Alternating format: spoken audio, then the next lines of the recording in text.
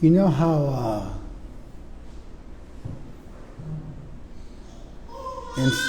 Instagram has started interspersing suggested content into your feed? Have you guys noticed that? I don't think it happened yesterday, but it's definitely, I think it's in the last year or so. And so maybe every fourth or fifth thing that shows up in your feed is, it's a suggest. I mean, there's also sponsorships as well, but then you get these suggested, because you like this or because you watch this, and they suggest something to you. Does that make sense? Anyway, so of course it definitely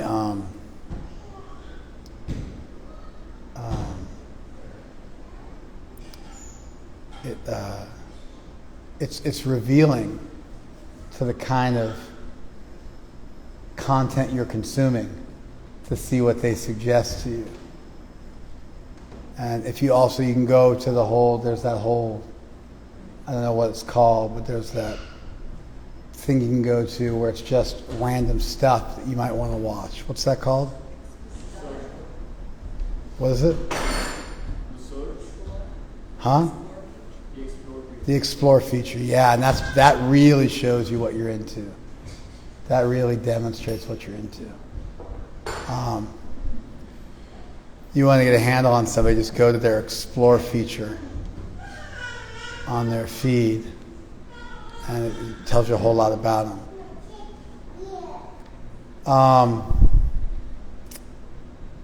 So anyway, I was minding my own business, trying to follow the people I follow, and a random snippet from the Joe Rogan podcast showed up on my feed. And it was Jordan Peterson and Joe Rogan, like the dynamic duo,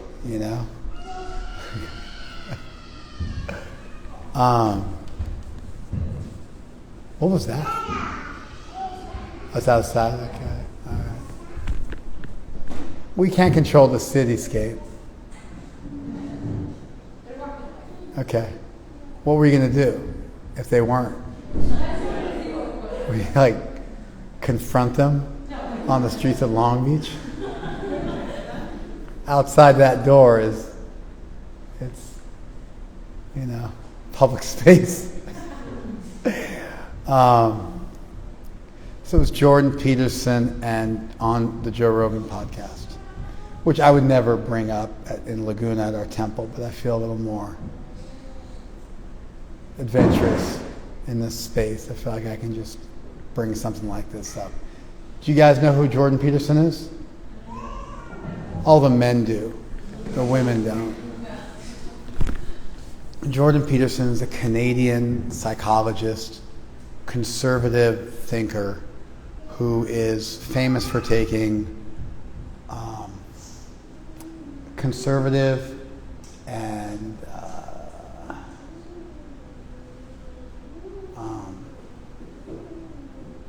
contrarian, adversarial positions on topics today.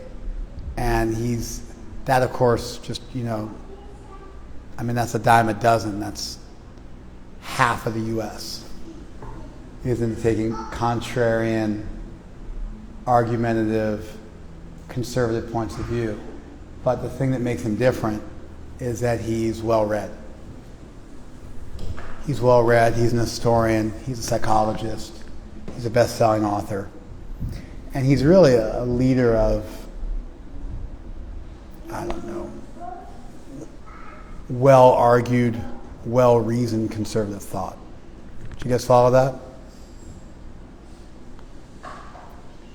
He's kind of like Ben Shapiro, if you know who that is, grew up and got a college degree, and went to a master's program, and what he could be, in 20 or 30 years.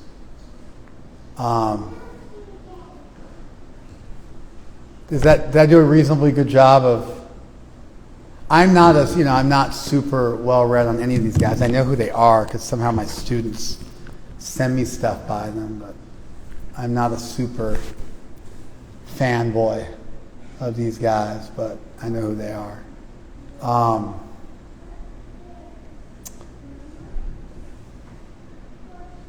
Anyway, so Jordan Peterson was, and Joe Rogan is sort of known for bringing on, I don't know,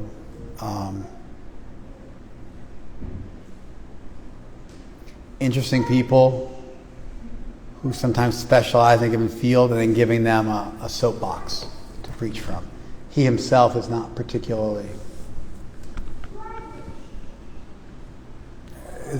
regarded as a particularly high-level thinker. And so usually when he gets one of these guys who's well-read, he just does a lot of listening. That's kind of his thing. So anyway, those are the players in the game. So Jordan Peterson was explaining Jung to Joe Rogan. And again, he's a psychologist. I think he likes Jung, the way he was describing it. But he was saying that if you have not confronted evil and on some level dipped into the dark side enough to potentially become a monster, then you can't be good.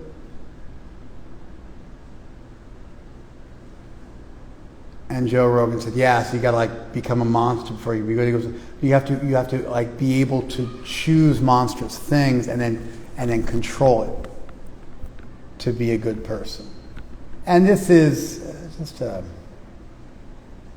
slightly more labored version of there's no meaning to good in the absence of evil, therefore evil must exist in order for good to exist. It's a variation on that trope, that kind of very standardly given statement you find sometimes in Christian circles, because it allows them to justify the evil in this world, because in order for there to be good, there must be evil. That's how the argument goes. That's another argument I find to be really lacking in terms of rigor. And I found Jordan Peterson's argument to be lacking as well. And I heard it today, and it was in my mind when I came up, so I just thought I would run with it. What'd you say? I was thinking what the speaker was saying. Is it on? It's on? Yeah. So, the argument goes, and of course I don't like this argument, so you guys can try to critique it yourselves. The argument goes that we all have a shadow self. Your shadow self in Jungian psychology is similar to the id in Freudian psychology. It's this storehouse of impulses and desires, unbridled, often animalistic, and stuff that's not considered to be socially acceptable. And so we're raised and we're told, for instance, that you're not allowed to be envious. That's a very common, if you want an example, and you look at the way envy is written of by poets and authors over centuries and millennia. Envy gets this rap. It's something that everybody experiences, but yet no one wants to admit to. Envy is the inability to tolerate the greatness of another person. And so you see something in somebody that's noteworthy, that's significant, that's powerful, that's attractive, that's glorious, that's meaningful. And then it then shines a spotlight on your own deficiencies. And then you hate that person for their eminence, for their greatness, for their brilliance, for their power, for their wealth, for their whatever thing you think is valuable that they have more than you do. And it shines a spotlight, their beauty. And it shines a spotlight on your own deficiencies. And you feel uncomfortable. And you hate the person who does that. Instead of being motivated to better yourself or compete, you then end up deriding that person. You deride them. Actually, derision in Sanskrit, asuya, is oftentimes translated as envy. But the word literally means you deride the person, you speak ill of them, which is, of course, what envious people do.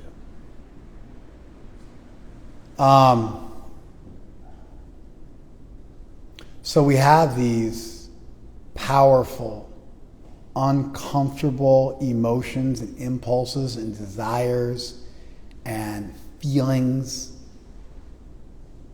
that, for whatever reason, we feel are not socially acceptable, they're not okay. And because we're all social beings, we're social mammals, what we think is socially acceptable becomes what we think is acceptable, because you inherit the voice of your conscience is really the voice of your early guides, which becomes so powerful. It's your narrative,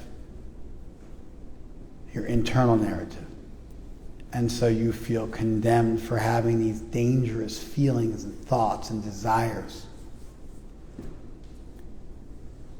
That is your id. Unbridled, animalistic desire to enjoy, to hurt. In Jung, it expands a little bit. It becomes the shadow self, these unacknowledged parts of yourself. It has feelings and thoughts and ideas that you are ashamed of. Shame usually being when something is taboo for all of society. Guilt being when you've done something that you feel breaks your own personal morals. Shame being when you do something which breaks the mores and the values of society. You guys following this? So for Jung, he spent a lot of time talking about the shadow self and the need to look at these parts of ourselves rigorously and honestly and explore them. But instead of running away from them. And so, did I do a reasonably good job? So, Jordan Peterson was, in a very Jungian way, he was arguing that there's no meaning to good for someone who has not confronted their shadow self, these darker parts. And he said, because if you are naive, then you're kind of like a domesticated cat. You don't have the ability to be violent and aggressive. It's been bred out of you. And naivete does not make for goodness, because you've been hardwired to choose the right thing, and therefore there's no freedom involved in choosing the right thing. And therefore there's no actual goodness involved, goodness being defined as choosing the right instead of the wrong. And unless you have dealt with or looked at or explored the wrong, the dark side, the shadow self, evil, then there's no meaning to you choosing the good and controlling that part of yourself. Did you follow the argument? That was his argument. And he quoted Jung as saying, the roots of the shadow descend down to hell itself. And he gave the example that because if you really start to look at how dark you could go, how dark things might get, then all of a sudden you can empathize with the Nazis, for instance. And how, there was actually an experiment called the fourth wave. It was done in a high school up in Northern California in the mid-late 60s. A history teacher was teaching about the Nazi movement, which, had been popular 35 years prior, had come to a close, several decades prior. And the high school students at this high school in Northern California were unable to even understand how things could have gotten so bad for the German people that they would have accepted the Nazi Party. So the teacher stopped trying to teach them about Nazism, and he just turned them all into Nazis over the course of a week. He refused to start class until every single person sat down in their chair. If you wanted to speak, you had to stand up and give some kind of a salute, which was a abridged version of the Nazi Heil sign. I can't remember what it was. Maybe it was like this. Of course, Hitler also did like that with his hand too. He didn't kind of do like the hardcore thing like this. So there was some kind of hand salute, and then you were allowed to speak and to say your name loudly. And all of a sudden, people started really listening in class. And then he started dividing people into groups and having people watch other people to make sure they were following the rules, and had an elaborate set of rules people had to follow in the classroom. And then gave them membership into a group. I think they might have had a secret handshake or something like that you could only get, if you followed all the rules of the group. And everybody got into it, and it was an elective class, and all of a sudden his attendance tripled and quadrupled. And then he explained this was the fourth wave. It's a movement all over America, the fourth wave being the strongest wave out of a series of waves. I don't even know if that's true, but there's 4 waves, they come in sequences, it's the fourth wave. And that high school kids all over America were engaged in this social experiment, and they had actually chosen a candidate to run for public office, I think it was the president, and they were going to announce that candidate. And by the time a week had gone by of him playing this game, they were reporting on each other. The attendance of his class was, people were really into it.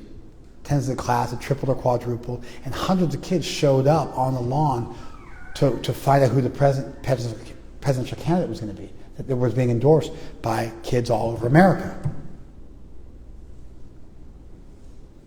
And then it had kind of gotten out of hand in 4 days. And so the teacher came up and explained, I want to teach you guys about Nazism in real time. And there is no fourth wave. I made the whole thing up and established a bunch of rituals and rules for you to follow. And then he played a video on the Nazis. That was what the TV show was. There was no candidate. It's called the fourth wave experiment. You can Google it, wiki it. So Jordan Peterson made the point that if you really delve into the shadow self, you can start to empathize with how things can go really bad. I think you know what I'm talking about. What's another place you can go to find out how bad things can really get? You can go to prison. And then you can really see what people are capable of. And of course, my man here has remarkable experience with that. You lived as a devotee for 12 years in a Supermax facility. And so you saw the worst of it, and you also were your best self in that circumstance. As well as being the burpee champion of the high desert Supermax facility. He did 1,000 burpees in an hour and 45 minutes. Which is insane. An hour and 45 minutes is 105 minutes, which means he was averaging 10 burpees a minute, which is a burpee every 6 seconds, which is a pretty legit pace for an hour and 45 straight minutes. He's got an Instagram page called Level 4 Burpees. Call it fourth wave burpees.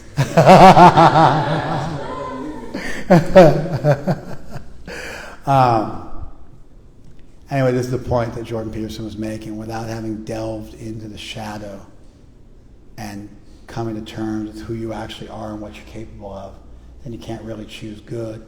At most, you're a naive person, like a child who has yet to achieve puberty. You can't really say the child has controlled their sex desire because they have no sex desire, because they haven't felt testosterone and estrogen coursing through their veins. And therefore, the apparent purity of a child is simply naivete. And only once they hit puberty do you see what they're actually made of. Did you guys follow the argument? All right, so that was Jordan Peterson's. I mean, this was just a little tiny clip that I just watched once, but this was what was said in the clip.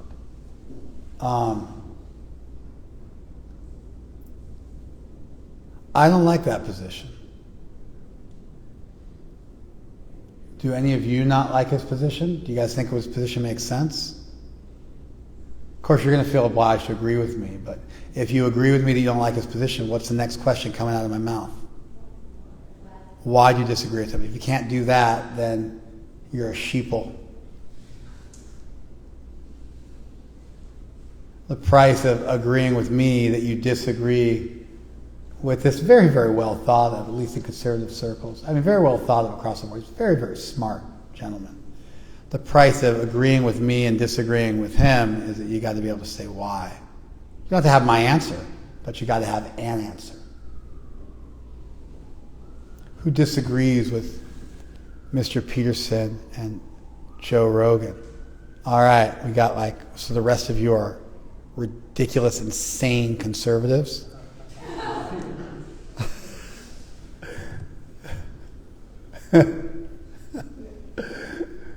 We got like a young Republican meeting going on over here. Jeez. But there's a price attached to disagreeing. All right. Let's hear what you got, Mace. Well, what I didn't like about it was, in hearing it, it seemed to presume that people are innately bad and we just have to choose to be good, versus good people making bad decisions. All right, so there's a premise, an unstated premise in all these arguments for evil, for the necessity of evil, for we have to do shadow work, that people at their deepest level are id, animalistic, unbridled, violent, lusty beings. It's an unstated premise of the entire argument. That the ultimate shadow work, if you had a pure soul theology, that the self was actually inherently pure, as opposed to a corrupt self theology, then if you go deep enough, you find goodness.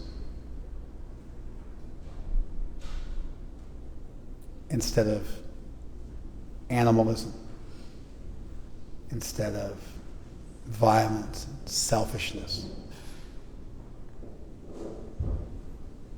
And so there's a core premise that Jordan Peterson's entire argument is based on that isn't necessarily the only position somebody could start from. And in fact, somebody could say, go to your shadow self and find out your innate goodness. That love is the deepest part of yourself. It's natural. It's innate. Strong argument. Excellent. Really thoughtful, Mace. Well done. Bravo. There's more. That's not the only position. And even if you want to repeat what he said in your own way, I'll still give you guys credit. No problem. And that's not the only, that wasn't even what I thought of. I haven't even thought this through. I just don't like what he says. I'll work it out with you guys in real time. I try not to do too much work ahead of time, so I want you guys to get to see me pivot and reason through things in real time. But that's a really good one. Who else wants to go? Madhuri? I think that the argument pigeonholes people into not having free will also. How so? You have to go through the darkness, get the light, and still aren't able to choose Well, you are able to choose once you've looked at the darkness. So his argument is predicated on free will. It's not an accurate position to say his argument gets rid of free will, because his entire argument is that you have to see the good and the bad, the light and the dark. Actually, interesting enough, the Ishopanishad mentions cultivating knowledge of both lightness and darkness. And so there is some Upanishadic elements to his rant. But you have to see both, and then only from that position do you truly have the freedom to choose which one you want. Prior to that, you don't have the ability to choose up or down because you haven't been given a choice, because you haven't been given the knowledge that there is an up or a down, there is a good or an evil, there is a left or a right. So you'll always go right, but that's not free will, that's being programmed. But once you encounter your shadow self and do that work, that knowledge then gives you the ability to make a choice, A or B, because you've been educated as to what the two possibilities are. So I don't think it's possible or sustainable to argue saying there's no free will. What I do think perhaps you're trying to say, and you can let me know if I'm right or not, I do think you might be saying that he thinks you can only choose good if you've delved into evil. And therefore it appears to say that you only have free will once you've gone to the dark side. Like you can only be sober if you've tried drugs. You can only be vegan if you've tried meat, really thought about eating meat. And it's not possible to be a good person without having spent considerable time meditating on the opposite of goodness. And that would appear to limit free will to people who had some like really dark experiences or fantasized about dark experiences in their life, and it might not be true. Free will may exist even for people who've led a fully pious life, and they might actually just have a lot less negativity and darkness in them than you do. And that doesn't mean they're less able to have free will. Just as a drug addict who's recovered isn't better necessarily than the person who just never wants to take drugs. They're not more sober or more guaranteed to stay sober. I think you might have been trying to make this argument. That wants to limit free will to only existing for these certain sect of people. And I gave the analogy of drug addicts who then recovered. Is that what you were trying to say? Yeah, that was going to be my rejoinder regarding my statement. I don't see that both of them as being inherently related as an argument and a rejoinder. I think the rebuttal that you don't have free will, it would be, well, you're saying you only have free will if this has happened. So you're not saying there's no such thing as free will. You're saying only the people who've done this dark thing can have free will. Does that make sense? Yeah. In other words, I don't see that as being a rejoinder to my rebuttal. I see it as being a separate argument that's related or tangential, but isn't the same as the first one. Does that make sense? It's not like a 1-2 combo punch where the punch A sets up punch B. It's rather two separate arguments. Does that make sense? Okay. But that's where you were going? I mean, I was going to say that when you said, I don't know if that was where I was going in the beginning. I'm just going to leave it then. Because otherwise it's getting like into the minutia of it. I'm just going to leave it. But thank you. Who else has something they want to say? Who else is hating on Jordan Peterson with me? All right, you. I think what I was going to say is more or less what you just said. But maybe not, so I'm just going to say it. Yeah. In my own life, I think that Jordan Peterson's model, I have lived that model. I had to touch the fire to realize that I don't want to touch the fire. Mm-hmm. Mm-hmm. And I think if you look at the world, that is probably Standard. the norm. I think that Jordan You've lived in your own life has been what Jordan Peterson just described. You had to touch the fire to realize you didn't want to touch the fire, and you think that's normative for society. And so what he said, broadly speaking, has value. Yes. I think Jordan Peterson is lacking the broadness of vision.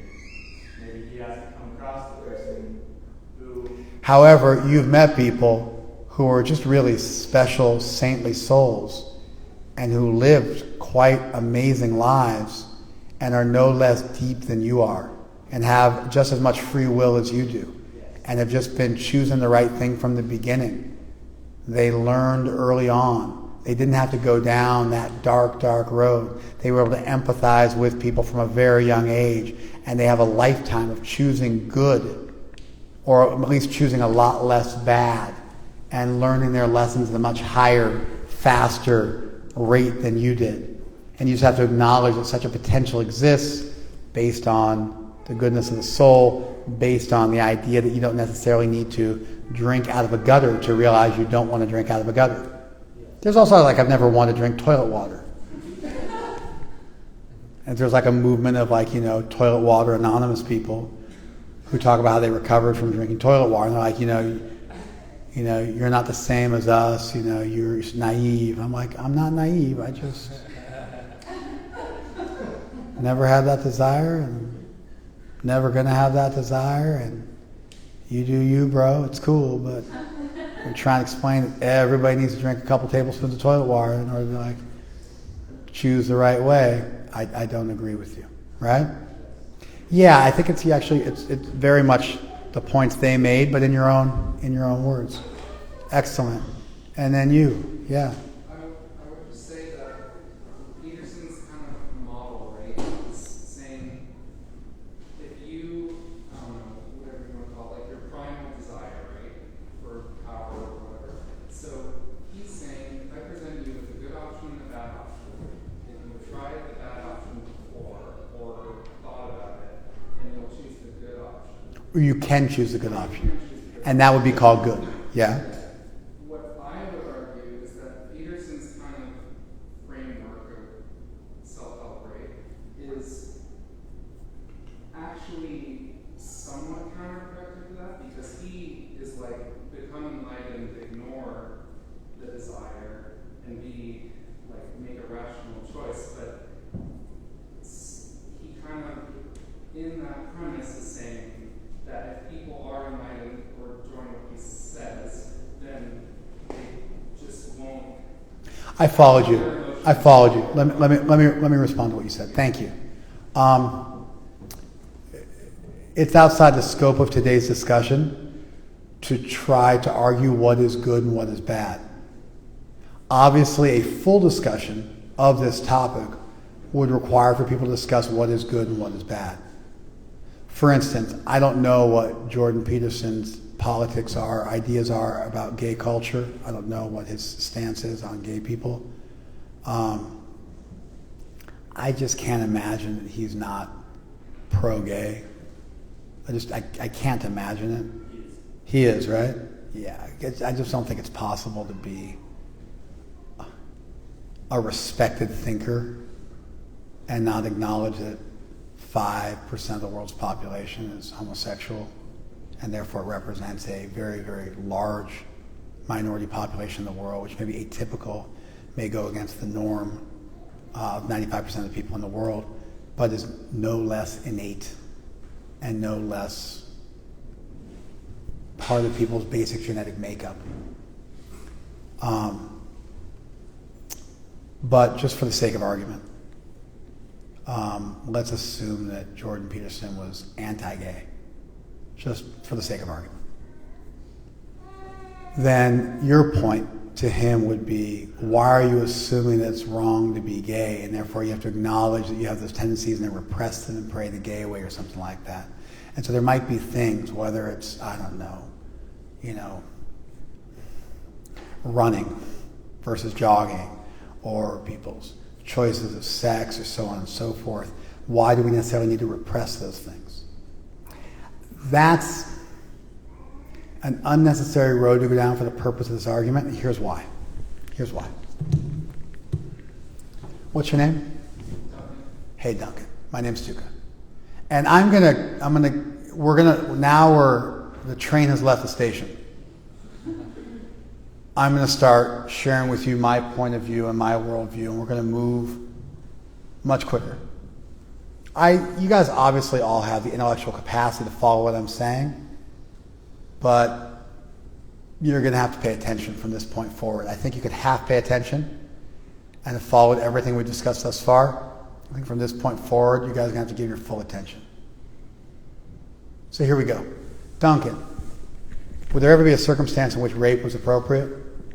Answer, no, Tuka, there wouldn't be. Great. So therefore, there are some things like the desire to rape or murder or torture or, pedophilia. There might be desires that somebody has, and certainly people do report having these innate desires, and then you should not indulge in them. And that would be good in your book. So rather than us figuring out how we disagree about what constitutes goodness and badness and where to draw that line of demarcation, and some areas where we may disagree and you think it's totally reasonable because it doesn't hurt anybody else, and I might have a difference of opinion, and we could argue that. Rather than doing that, we can just pick something that both of us will agree is bad versus good. You follow? And so therefore the point that's being made is, without having contemplated those darker things that you might have going on, and having come to terms with them and being able to control them, then there's no meaning in you saying you're good because you're merely naive and you haven't actually looked at those darker parts of yourself that need to be confronted in order to make a good choice. So we can dispense with the incredibly important question of determining what constitutes good and what constitutes bad and coming up with a metric for that and a coherent argument for that. And you find that kind of stuff with, life, liberty, and pursuit of happiness. And you find in governments, in legal codes, in philosophers' writings, an attempt to tackle what are called meta-ethical questions, such as what does it mean to be good? But we can just ignore that for the purpose of this conversation, because what we're really talking about here is more normative ethics. What is it to be a good person in today's society? And we can find something we agree upon, and we can use that as our stalking horse to make the point. Did you follow that? Excellent. So your point is unnecessary to get into. However, I do think it's valuable, and it shows that you're a careful listener. And there's a lot of value in trying to look at things from the broadest perspective. And is that even a bad thing? Should it even be repressed? I think it's a very important thing. Rape is, generally speaking, about control. It's also about sex and orgasm, although sometimes people don't want to admit that, but it is also about that. People are lusty and then they go out and commit, trigger warning, they commit sexual assault. It does happen. And so it's about control and lust, both. But the desire to control things isn't necessarily bad. It's just when your controlling of things hurts other people, that's a problem. Your desire for sex isn't necessarily bad. It's just when your desire for sex is with somebody and it's non-consensual that it becomes problematic. And so we can take a look at base desires, which are normally considered to be negative. And we can look at, fundamentally, are these desires negative, or is there a way to productively get those desires or needs met? So I think the direction you took things, I think, is very, very valuable. It's just not necessary for what we're talking about. Did you guys follow that? All right, now I'm going to jump in. Put me in, coach.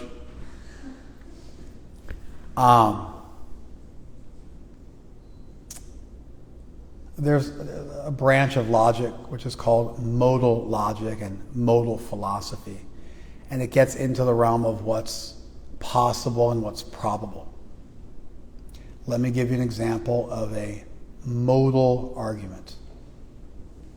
This is where my mind goes when we're discussing this topic. It's not necessarily the shortest route. I think the shortest route is what Mason came up with. That why should you believe the soul's corrupt? Of course, somebody could argue back, look at people. And then you got a debate on your hands. You follow? Just because you introduce that argument doesn't mean you're going to win that argument. It's a good tennis serve, but doesn't mean there's not a great response. Look at the world. People aren't innately good. You follow what rock are you living under? And now you got to argue uphill. You follow that? So I wouldn't take your route because it picks a pretty big fight. I think you can win that fight, but it's an uphill battle. You've kind of given up high ground to your opponent right off the bat. The idea of a pure soul's a beautiful idea. It's a beautiful notion. It's a notion worth being explored. But if you want to argue with somebody who's dead set against arguing about the corrupt nature of the self, and you're talking about ethical concerns and goodness and badness and evil and suffering in the world, you get the point? All right. Modal philosophy, modal theology gets into what's possible and probable given a set of premises. So let's dive into a modal argument.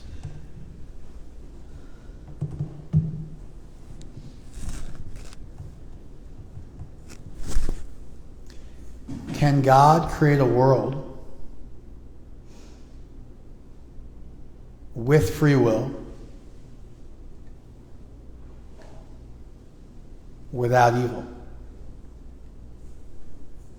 Can God create a world which is inhabited by beings with free will, but that world does not contain some degree of evil? Is that possible? Raise your hand if you say no. Okay, the argument for that is that free will means you get to choose. Some people are going to choose wrong. Choosing wrong will then create some degree of suffering, ergo evil, and therefore there is no possibility of a world inhabited by living entities with significant free will that does not also contain some degree of evil. Yoga was perhaps the only person I noticed who disagreed with that. He said, yes, you can create a world with free will without any evil. Why would you say that? Because God can do whatever he wants. No, he can't, because free will means God can't do whatever he wants. The very act of creating living entities with free will is the very act of giving up your omnipotence. Absolute omnipotence means pure determinism. When you say God's omnipotent, you have to say God's omnipotent except for he doesn't interfere with the free will of living entities. Otherwise, all the bad stuff that happens in the world now becomes God's fault. You guys following this? Okay. I disagree with all of you. I think it is possible for... Why are you nodding your head? I also agree with you. Oh, why do you agree with me? Because certainly there would be a possibility for people to Bingo. She nailed it. There it is. There's two questions. Can God create a world wherein there are living entities with free will and there's no evil? Sure, all the living entities could choose the right thing. Could God create a world with free will without the possibility of evil? No. There has to be the possibility because free will means people can make a choice, and that choice determines whether suffering exists or not. Did you follow this? So an all-good, all-powerful God could choose to cede over some of his power, create living entities with free will, which allows for the possibility of love, which creates a better world than a robotic world without the possibility of love. But the very act of creating the free will, which allows for love to exist, allows for the possibility of evil to exist, not necessarily for evil to exist.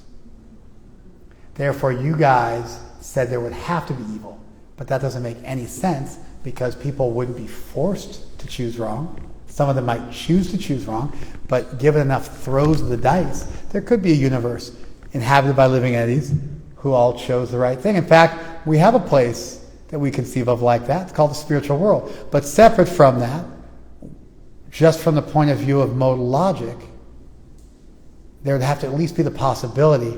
There wouldn't have to be the reality of suffering. Because it would be perfectly reasonable to conceive that everybody could, in a certain universe, choose the right thing. Did you guys follow that?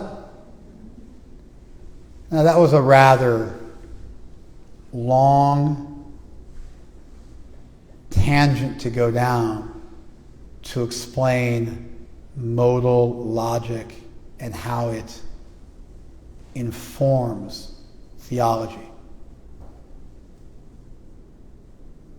However, in my long-winded example, in my long-winded tangential example, I just gave you guys my answer and my rebuttal of the position I've been arguing against, that you've all been arguing against. Did anybody catch it? Encoded within my example is my answer to the question at hand of why I don't believe you have to go to the dark side in order to be considered to be good. Did you catch it? Lay it on me. You distinguish between there being a possibility of going to the dark side and actually having to go through it.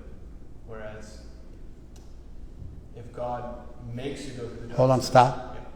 Now apply it to the argument here.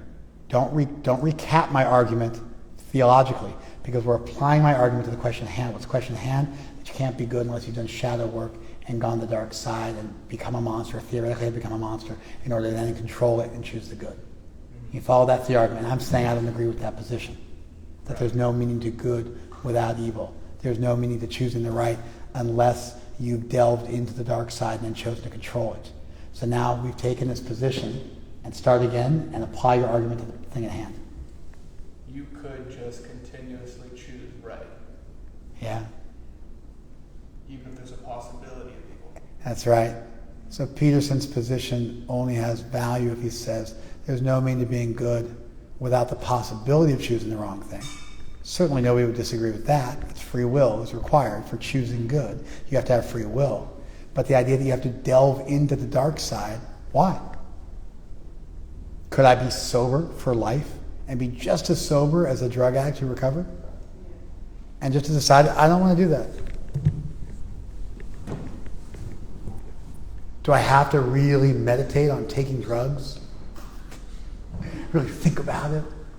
Maybe go down like the wrong street, hang out on like a corner, like bring cash with me, like inquire about prices, look at it.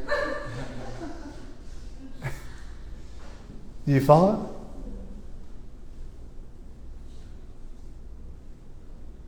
And so the argument fails because he doesn't merely say there has to be the possibility. He says you actually have to do some. You have to spend some time in prison. You have to spend some time in the wrong part of town. Now, for many people, that may be the case. For many people, that may be the case. But it doesn't have to be. It has to be a possibility. Might even be a probability. But you can't make the absolute statement he made. Of course, that statement is compatible with your I know people like that. That statement is compatible with actually people have innate goodness. And it also, decimates the argument that there's no meaning to good without evil. I don't agree with that. I don't see why there's no meaning to good without evil. I don't see why you can't just have light without darkness to contrast it to. Certainly it's useful for contrast. But if we lived in a world where the sun was always up, would it be like less photosynthesis and less goodness? Do we need night? You follow? I actually don't know the answer to that. We might need night because the Earth, if it was pure sun all the time, it might actually heat up the planet and we might all die. I'm not sure if that's actually holds from the point of view of our solar system and the way the heat, because I used to go camping a lot as a kid. What's the coldest time of day? Nope. Nope. Nope. Nope. Right after sunrise.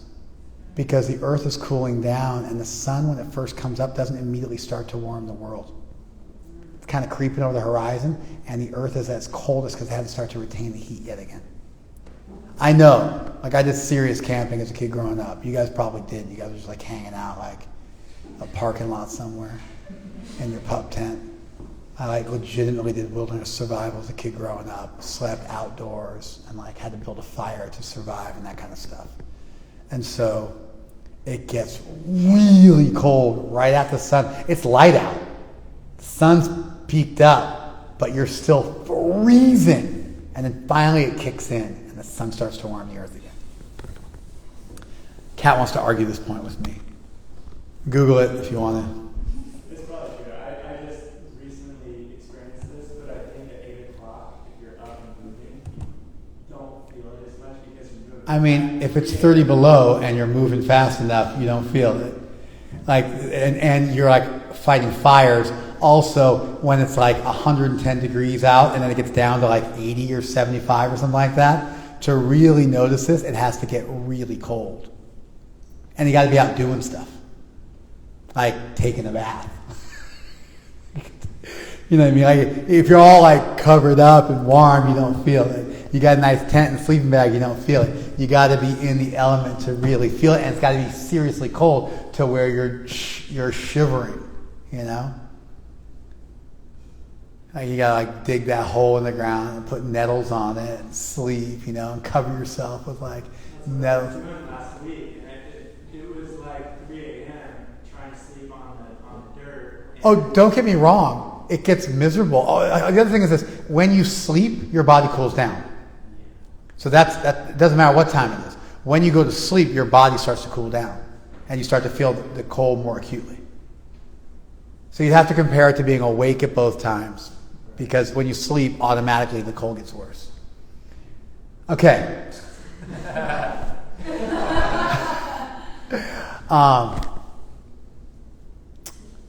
So I'm not trying to make an argument that the sun could beat down and not burn the planet to a crisp and kill all life. I don't actually know what would happen. But obviously, you guys get the point I'm making. That the sun was always out and it was able to, the earth was at a perfect angle and it could do whatever. Then it wouldn't necessarily have to get to be dark and night without any sun in order for you to appreciate the value of sun. Certainly contrast has value, but I don't see it as an absolute necessity in order for something to exist.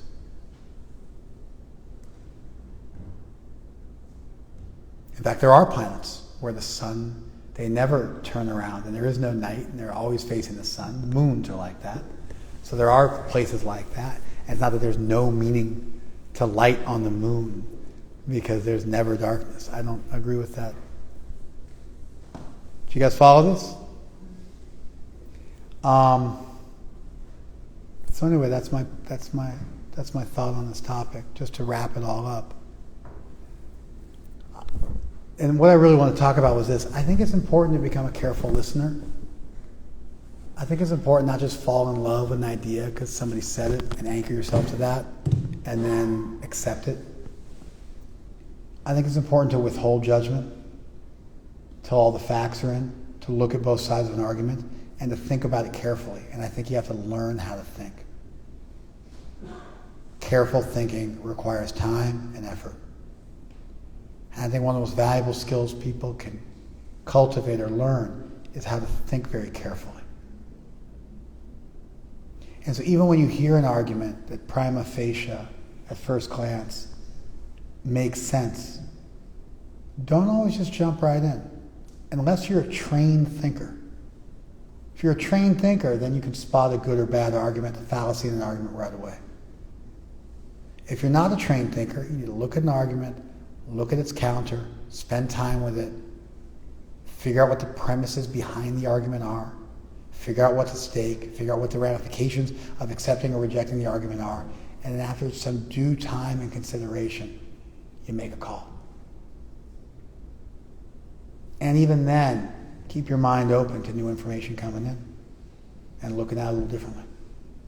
Keep your mind open to that, because new information might come in that changes your thought. And you got to have that flexibility. That even after you've reached an opinion, your opinion is reached based on the evidence which is available. And if some new evidence comes up, you're more than happy to take a look at that as well.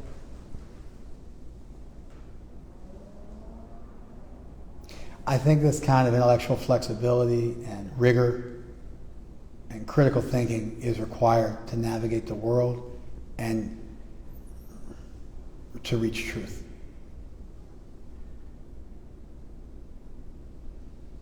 And I picked an argument which I thought sounded sexy. Peterson's argument sounded cool. He quoted Jung, domesticated cats, empathizing with the Nazis. It was kind of like a dangerous, edgy argument. And at first glance, it did seem like it made sense. But I want to show how even when you encounter something like that, there may be another perspective. But you got to work to figure out what that might be, and there could be a number of other perspectives. And then there's the strongest one. I think my argument was the strongest one. I thought all of your arguments were good and had value, but I think mine was the strongest one. Because it's, I think, deals a death blow to the argument. It also works really well with what everybody else said too. And so what's the critique? That there's no meaning to good without the darkness? The critique is that there may always be the possibility of darkness in a world with free will. But that doesn't mean that you have to go and choose the darkness, because you may not be constructed of darkness, you may be constructed of light. And if you've got true free will, that means you always have that opportunity to choose the right thing. You may need to go touch the fire a bunch of times, but that doesn't mean everybody else does. You may need to become a drugger, but that doesn't mean everybody else does. You may appreciate the sun more because of the dark, but it doesn't mean that somebody who just lived in sunlight their whole life couldn't also appreciate it. Be more creative. Have a broader point of view. Free will doesn't necessitate bad choices. It necessitates the possibility of bad choices. And here's the final point. Would an all-good God want to create the best of all possible worlds? Yes. Could an all-powerful God create the best of all possible worlds? Yes. That means if somebody can demonstrate that this world is not the best of all possible worlds, that means that God is either A, not all good, or B, not all powerful. Neither one of those options I find attractive. And therefore, I always want to argue that this world is the best of all possible worlds. Is a world where people are fundamentally evil the best of all possible worlds? No, because it's totally reasonable that God could create a world where everybody was fundamentally good. Is a world where people have to choose the wrong thing? Is that the best of all possible worlds? No, in fact, it robs you of free will because it says you have to do something bad.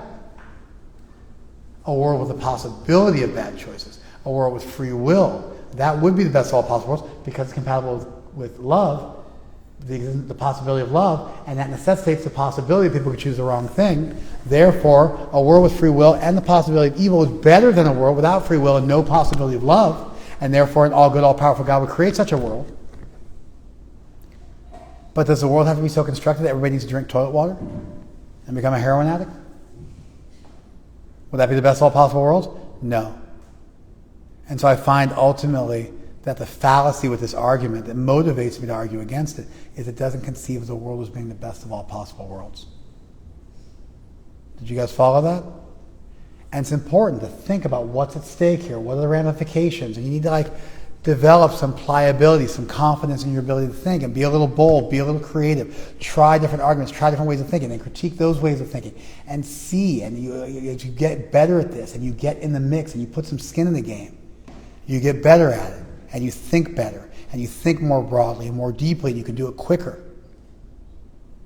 And you grow up. You become less Ben Shapiro and Joe Rogan.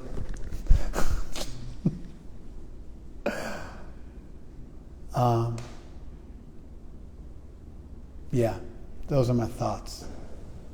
Thank you very much, IGTV. You guys want to give me some feedback?